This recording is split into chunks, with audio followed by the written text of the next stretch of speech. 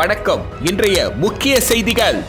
திட்டமிட்டபடி ஜூன் 6ஆம் தேதி பள்ளிகள் திறக்கப்படும் என்று புதுச்சேரி அரசு அறிவித்துள்ளது. மேலும் அரசு பள்ளிகளில் சிபிஎஸ்இ பாடத்திட்டம் அமல்படுத்தப்படும் என்றும் அறிவிக்கப்பட்டுள்ளது.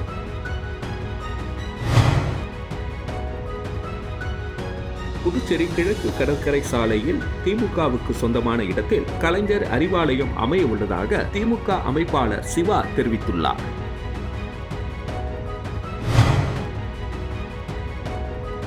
மழையால் பாதித்த பருத்திக்கு ஏக்கருக்கு ரூபாய் 30,000 நிவாரணம் வழங்க வேண்டும் என காரைக்கால் விவசாயிகள் வலியுறுத்தியுள்ளனர்.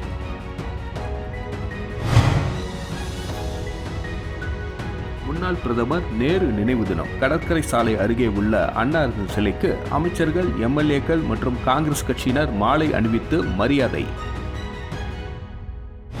திட்டமிட்டபடி ஜூன் 6ஆம் தேதி பள்ளிகள் திறக்கப்படும் என்று புதுச்சேரி அரசு அறிவித்துள்ளது. மேலும் அரசு பள்ளிகளில் சிபிஎஸ்இ பாடத்திட்டம் அமல்படுத்தப்படும் என்றும் அறிவிக்கப்பட்டுள்ளது. புதுச்சேரி அரசு பள்ளி மாணவர்களுக்கு பொது தேர்வுகள் முடிந்து ஏப்ரல் 24ஆம் தேதி முதல் கோடை விடுமுறை விடப்பட்டது. இதனிடையே ஏற்கனவே திட்டமிட்டபடி ஜூன் 6ஆம் தேதி முதல் பள்ளிகள் திறக்கப்படும் என புதுவை பள்ளி கல்வித்துறை அறிவித்துள்ளது. மேலும் 1 முதல் 12ஆம் வகுப்பு வரை அரசு பள்ளிகளில் சிபிஎஸ்இ பாடத்திட்டம் அமல்படுத்தப்படும் எனவும், பள்ளிகள் திறந்தவுடன் பாடநூல், நோட்டு, சீருடை, துணி மற்றும் தையல் கூலி வழங்கப்படும் எனவும் பள்ளி கல்வித்துறை தகவல் தெரிவித்துள்ளது. புதுச்சேரியில் கலைஞர் அறிவாலயம் கட்ட தமிழக முதல்வர் ஸ்டாலின் அனுமதி அளித்துள்ள நிலையில், புதுச்சேரி கிழக்கு கடற்கரை சாலையில் உள்ள திமுகவுக்கு சொந்தமான இடத்தில் கலைஞர் அறிவாலயம் அமைய உள்ளதாக திமுக அமைப்பாளர் சிவா தெரிவித்துள்ளார். புதுவை மாநில திமுக செயற்குழு கூட்டம் லப்போர்ட் வீதியில் உள்ள கட்சி தலைமை அலுவலகத்தில் இன்று நடைபெற்றது. மாநில அவைத்தலைவர் SP சிவக்குமார் தலைமையில் நடைபெற்ற இந்த கூட்டத்தில் மாநில துணை அமைப்பாளர் எம்எல்ஏ அனிபால் கென்னடி, மாநில பொருளாளர் எம்எல்ஏ செந்தில்குமார், மாநில இளைஞரணி அமைப்பாளர் எம்எல்ஏ சம்பத் ஆகியோர் முன்னிலை வகித்தனர். மாநில திமுக அமைப்பாளரும் சட்டமன்ற எதிர்க்கட்சி தலைவருமான சிவா தீர்மானங்களை விளக்கி சிறப்புரை ஆற்றினார். புதுச்சேரியில் கலைஞர் அறிவாலயம் கட்டும் திட்டத்திற்கு தமிழக முதல்வர் ஸ்டாலின் அனுமதி அளித்துள்ளார். அதன்படி புதுச்சேரி கிழக்கு கடற்கரை சாலையில் உள்ள திமுகவிற்கு சொந்தமான இடத்தில் புதுச்சேரி நகர குழுமத்தின் அனுமதி பெற்று புதுச்சேரி மாநில திமுகவின் அனைத்து நிலையில் உள்ள நிர்வாகிகள் மற்றும் தொண்டர்களின் பங்களிப்போடு கலைஞர் அறிவாலயம் கட்டப்படும் உள்ளிட்ட பல்வேறு தீர்மானங்கள் நிறைவேற்றப்பட்டன. புதுச்சேரி மாநில கழகத்திற்கு இவ்வளவு நாள் புதிய சொந்த கட்டிடம் இல்லாமல் இருந்தது. என்னுடைய தலைவர் அண்ணன் தளபதி அவர்கள் புதுச்சேரி மாநில கழகத்திற்கு சொந்த கட்டடம் கட்டுவதற்கு அனுமதி அளித்திருக்கின்றார். இப்போது இந்த மாதம் தலைவருடைய 3ஆம் தேதி தொடங்க இருக்கின்றோம். இந்த ஒரு வருட காலத்தில் அதை கட்டி முடித்து அடுத்த தலைவருடைய பிறந்த நாளில் அதை திறக்குவதற்கு மிக வேகமாக பணிகளை முடிக்க செய்ய இருக்கிறோம். மழையால் பாதித்த பருத்திக்கு ஏக்கருக்கு ரூபாய் 30,000 நிவாரணம் வழங்க வேண்டும் என காரைக்கால் விவசாயிகள் வலியுறுத்தியுள்ளனர். காரைக்கால் மாவட்டத்தில் சுமார் 2500 ஏக்கரில் பருத்தி சாகுபடி செய்யப்பட்டுள்ளது. கோடை பயிரான பருத்தி விதைப்பின் மூலம் லாபம் ஈட்ட முடியும் என்ற நம்பிக்கையில் ஈடுபட்ட விவசாயிகளுக்கு கோடையில் பெய்த கனமழை பெரும் பாதிப்பை ஏற்படுத்திவிட்டது. புதுவை அரசு காரைக்காலில் பருத்தி பாதிப்பு குறித்து தெளிவான அறிக்கையை தயார் செய்து ஏக்கருக்கு ரூபாய் 30,000 நிவாரணம் வழங்க வேண்டும். பருத்தி காப்பீட்டுக்கு பதிவு செய்யாமல் சுமார் 300 விவசாயிகள் காத்திருக்கின்றனர் எனவும், மத்திய அரசின் பதிவு செய்யும் போர்ட்டல் கடைசி நாட்களில் முடங்கியதால் பதிவு செய்யப்படாமல் உள்ளனர். எனவே காப்பீட்டுக்கு பதிவு செய்ய வேண்டிய வசதியை உடனடியாக மேற்கொள்ள புதுவை அரசு முன்வர வேண்டும் என காரைக்கால் விவசாயிகள் வலியுறுத்தி உள்ளனர். முன்னாள் பிரதமர் நேரு நினைவு தினத்தை முன்னிட்டு கடற்கரை சாலை அருகே உள்ள அன்னாரது சிலைக்கு அமைச்சர்கள், எம்எல்ஏக்கள் மற்றும் காங்கிரஸ் கட்சியினர் மாலை அணிவித்து மரியாதை செலுத்தினர். புதுச்சேரி அரசு செய்தி மற்றும் விளம்பரத்துறை சார்பில் முன்னாள் பிரதமர் ஜவஹர்லால் நேரு நினைவு தினம் இன்று அனுசரிக்கப்பட்டது. இதனையொட்டி கடற்கரை சாலை அருகே உள்ள அன்னாரது சிலைக்கு அமைச்சர்கள் லட்சுமி நாராயணன், தேனி ஜெயக்குமார், துணை சபாநாயகர் ராஜவேலு மற்றும் சட்டமன்ற உறுப்பினர்கள் ஏகேடி ஆறுமுகம், நேரு, லட்சுமிகாந்தன், பாஸ்கர் என்கிற தட்சிணாமூர்த்தி ஆகியோர் மாலை அணிவித்து மரியாதை செலுத்தினார்கள். அதனைத் தொடர்ந்து காங்கிரஸ் கட்சி சார்பில் அதன் மாநில தலைவர் வைத்திலிங்கம், முன்னாள் முதல்வர் நாராயணசாமி, சட்டமன்ற உறுப்பினர் வைத்தியநாதன், முன்னாள் அமைச்சர்கள் கந்தசாமி, முன்னாள் எம்எல்ஏ அனந்தராமன், ராகுல் காந்தி தேசிய பேரவைத் தலைவர் ஆரி சேகர் உட்பட காங்கிரஸ் கட்சியினர் நேரு சிலைக்கு மாலை அணிவித்து மரியாதை செலுத்தினார்கள். இதனைத் தொடர்ந்து பல்வேறு அரசியல் மற்றும் பொதுநல அமைப்பை சார்ந்த நிர்வாகிகள் நேரு சிலைக்கு மாலை அணிவித்து மரியாதை செலுத்தினர். வானூர் அருகே திருவக்கரை சந்திரமௌலீஸ்வரர் ஆலய கிரிவல பாதையில் உள்ள முட்புதர்களை அகற்ற வேண்டும் என பொதுமக்களிடையே கோரிக்கை குரல் எழுந்துள்ளது. விழுப்புரம் மாவட்டம் வானூர் வட்டம் திருவக்கரை கிராமத்தில் 2000 வருட பழமை வாய்ந்த அருள்மிகு சந்திரமௌலீஸ்வரர் திருக்கோவில் உள்ளது. இதன் சுற்று மதில் சுவர்கள் மற்றும் கிரிவல பாதையில் வளர்ந்துள்ள முட்புதர்களால் பௌர்ணமி தினங்கள் மற்றும் விசேஷ நாட்களில் பக்தர்கள் கிரிவலம் செல்ல மிகுந்த தடையாக உள்ளது. மேலும் இது குறித்து கோவில் நிர்வாகத்திடம் முறையிட்டும் நிர்வாகத்தினர் எந்த ஒரு நடவடிக்கையும் எடுக்கவில்லை. கோபுரத்தில் உள்ள மரக்கன்று மற்றும் மதில் சுவர்களில் உள்ள மரக்கன்றுகளால் கோபுரங்களில் பிளவு ஏற்படும் அபாய நிலை உள்ளது. இதனை கருத்தில் கொண்டு போர்க்கால அடிப்படையில் ஆலய நிர்வாகமானது கோபுரங்கள் மற்றும் கிரிவல பாதையில் உள்ள முட்புதர்களை அகற்றி தருமாறு பக்தர்கள் மற்றும் பொதுமக்கள் கோரிக்கை குரல் எழுப்பினர்.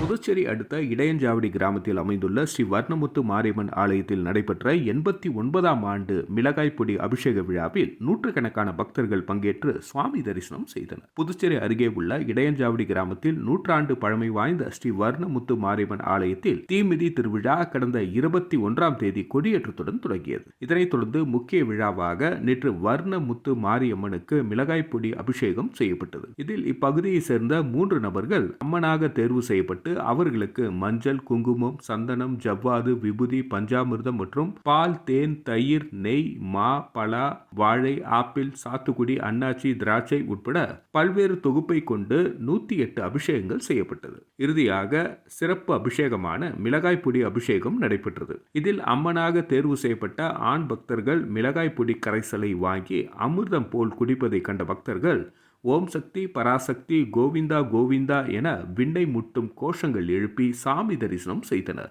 இவ்விழாவில் சுற்று வட்டார பகுதியை சேர்ந்த பொதுமக்கள் மற்றும் வெளிநாட்டினர் பலர் கலந்து கொண்டு சாமி தரிசனம் செய்தனர்.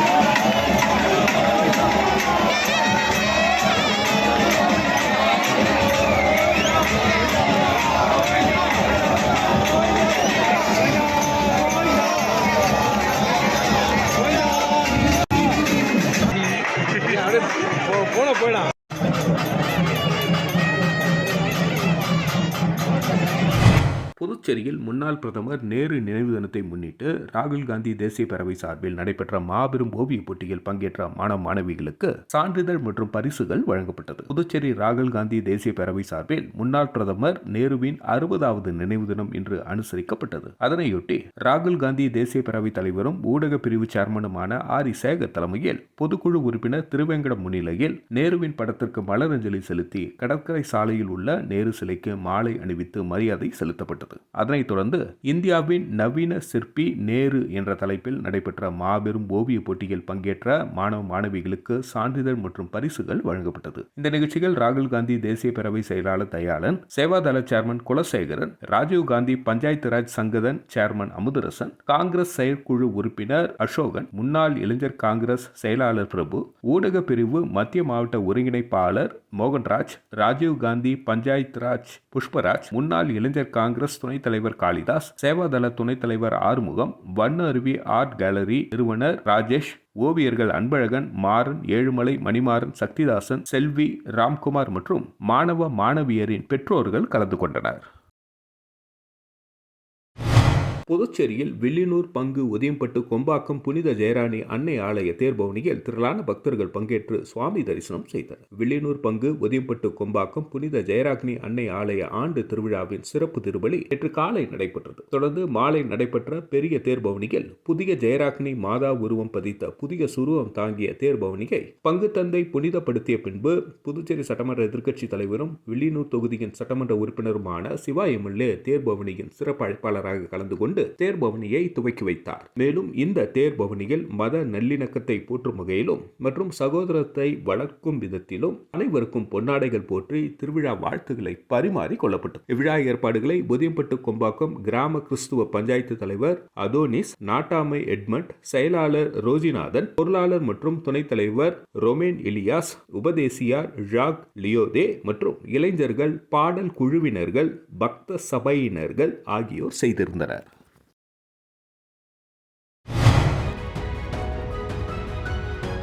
திட்டமிட்டபடி ஜூன் 6ஆம் தேதி பள்ளிகள் திறக்கப்படும் என்று புதுச்சேரி அரசு அறிவித்துள்ளது. மேலும் அரசு பள்ளிகளில் CBSE பாடத்திட்டம் அமல்படுத்தப்படும் என்றும் அறிவிக்கப்பட்டுள்ளது.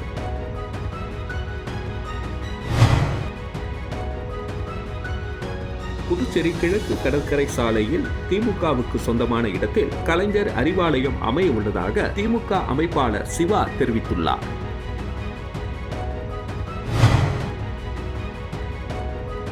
மழையால் பாதித்த பருத்திக்கு ஏக்கருக்கு ரூபாய் 30,000 நிவாரணம் வழங்க வேண்டும் என காரைக்கால் விவசாயிகள் வலியுறுத்தியுள்ளனர்.